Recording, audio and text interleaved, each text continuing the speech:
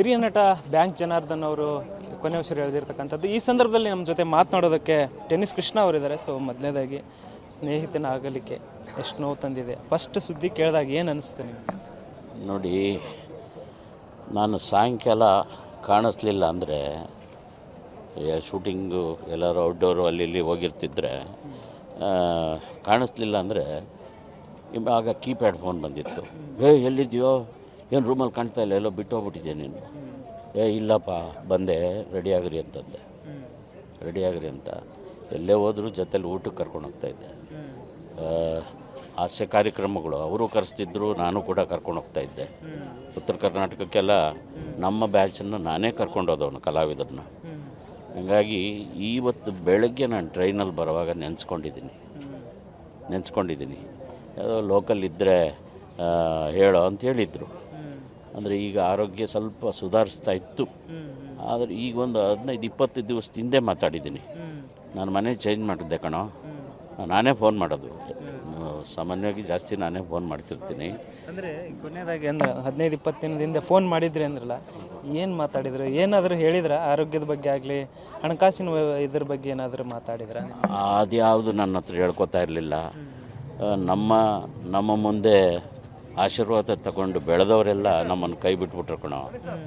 ಬೆಳೆಯೋವರೆಗೂ ನಮ್ಮನ್ನು ನೆನೆಸ್ಕೊಂಡ್ರು. ಈಗ ಚೆನ್ನಾಗಿ ದೊಡ್ಡ ಮಟ್ಟದಲ್ಲಿದ್ದಾರೆ, ನಾವು ಬೇಕಾಗಿಲ್ಲ ಅಂತ ಹೇಳ್ತಾಯಿದ್ರು. ಭಾಳ ನೊಂದ್ಕೋತಾಯಿದ್ರು. ಬೇಡ ಬಿಡಪ್ಪ, ಕರೆದ್ರೆ ಹೋಗಿ ಮಾಡೋಣ. ಇಲ್ಲ, ನಮ್ಮ ವೇದಿಕೆ ಕಾರ್ಯಕ್ರಮಗಳಂತೂ ಇದೆ, ಹೋಗೋಣ ಅಂತೆಲ್ಲ ನಾನು ಬಹಳ ಹಿಂದಿನಿಂದನೂ ಕೂಡ ಹೇಳ್ಕೊಂಡು ಬರ್ತಾಯಿದ್ದೆ, ಕರ್ಕೊಂಡು ಹೋಗ್ತಾಯಿದ್ದೆ. ಅವರು ಕರಿತಾಯಿದ್ರು. ಟ್ರೂಪ್ ಮಾಡ್ಕೊಂಡಿರ್ತೀವಿ ನಾವು. ಯಾರೇ ಕರೆದ್ರು, ಈಗ ಇವರು ಟ್ರೂಪ್ ಇದ್ದರೆ ಇವ್ರು ಕರೆದ್ರೆ ನಾನು ಹೋಗ್ತೀನಿ, ಇವ್ರು ಕರೆದ್ರೆ ನಾವು ಹೋಗ್ತೀನಿ, ನಾ ಕರೆದ್ರೆ ಇವ್ರುಗಳು ಬರ್ತಾರೆ. ಆ ಥರ ನಾವು ಸಾಕಷ್ಟು 500ಕ್ಕೂ ಹೆಚ್ಚು ಸಿನಿಮಾ, ಅಂದರೆ ಒಂದು 800 ಸಿನಿಮಾ ಮಾಡಿರ್ಬೋದು. ಆದರೆ ಲೈಫಲ್ಲಿ ಯಾವ ರೀತಿ ಸೆಟ್ಲ್ ಆಗಿದ್ರು, ಹೇಗೆ ಅವರ ಒಂದು ಜೀವನ ಹೇಗಿತ್ತು ಅಂತ ಅನ್ನೋದು? Voluntary retirement, bank voluntary retirement ಆದಮೇಲೆ ಸ್ವಂತ ಮನೆ RT ನಗರದಲ್ಲಿ ಕಟ್ಕೊಂಡ್ರು. ನಾನು ಗೃಹಪ್ರವೇಶಕ್ಕೂ ಹೋಗಿದ್ದೆ. ಓಪನ್ ಹಾರ್ಟ್ ಸರ್ಜರಿ ಅಲ್ಲೇ ಜೈನ್ ಹಾಸ್ಪಿಟಲ್, ಕನಿಗ್ಯಾಮ್ ರೋಡ್ ಪಕ್ಕದಲ್ಲಿ, ಅಲ್ಲಿ ನಾನು ಹೋಗಿ ಧೈರ್ಯ ಹೇಳಿ ಬಂದಿದ್ದೆ.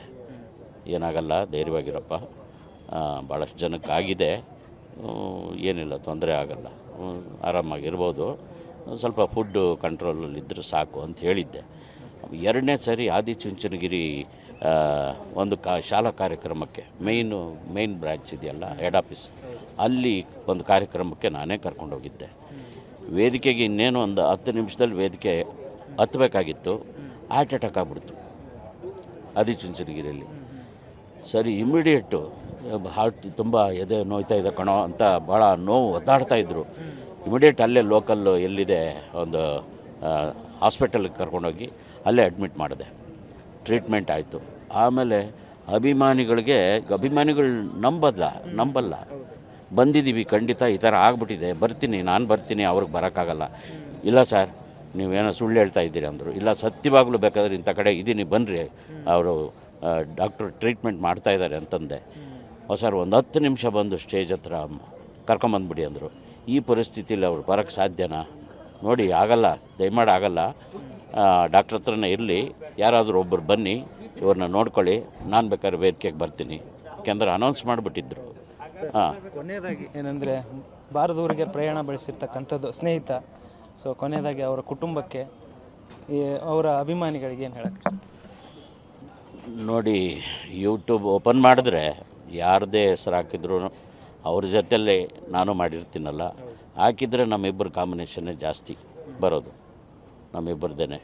ಭಾಳಷ್ಟು ಚಿತ್ರಗಳು, ವಿಷ್ಣು ಸರ್ ಮೂವೀಸ್ ಆಗಿರ್ಬೋದು, ರವಿಚಂದ್ರನ್ ಅವರ ಸಿನಿಮಾಗಳಾಗಿರ್ಬೋದು, BC ಪಾಟೀಲ್ ಅವ್ರದ್ದಾಗಿರ್ಬೋದು, ಭಾಳಷ್ಟು ಸಿನಿಮಾಗಳಲ್ಲಿ ನಮ್ಮ ಕಾಂಬಿನೇಷನ್ನು ಚೆನ್ನಾಗಿ ವರ್ಕೌಟ್ ಆಯಿತು. ಜೊತೆಗೆ ಹೌದು, ಫೈನಲಿ ಅವ್ರ ಕುಟುಂಬಕ್ಕೆ, ನಮ್ಮ ಜನಾರ್ದನ್ ಅವರ ಆತ್ಮಕ್ಕೆ ಶಾಂತಿ ಸಿಗಲಿ, ಅವ್ರ ಕುಟುಂಬಕ್ಕೆ ನೆಮ್ಮದಿ ಸಿಗಲಿ ಅಂತೇಳಿ ನಾನು ಆಶಿಸ್ತೇನೆ. ನಮಸ್ಕಾರ. ಇದಿಷ್ಟು ಹಿರಿಯ ನಟ ಮತ್ತು ಹಾಸ್ಯ ಕಲಾವಿದರಾದಂಥ ಟೆನ್ನಿಸ್ ಕೃಷ್ಣ ಅವರ ಮಾತಾಗಿತ್ತು. ಕ್ಯಾಮ್ರಾ ಪರ್ಸನ್ ನವೀನ್ ಜೊತೆ ಧನು, ಎಲ್ಗಚ್, ಪಬ್ಲಿಕ್ TV, ಬೆಂಗಳೂರು.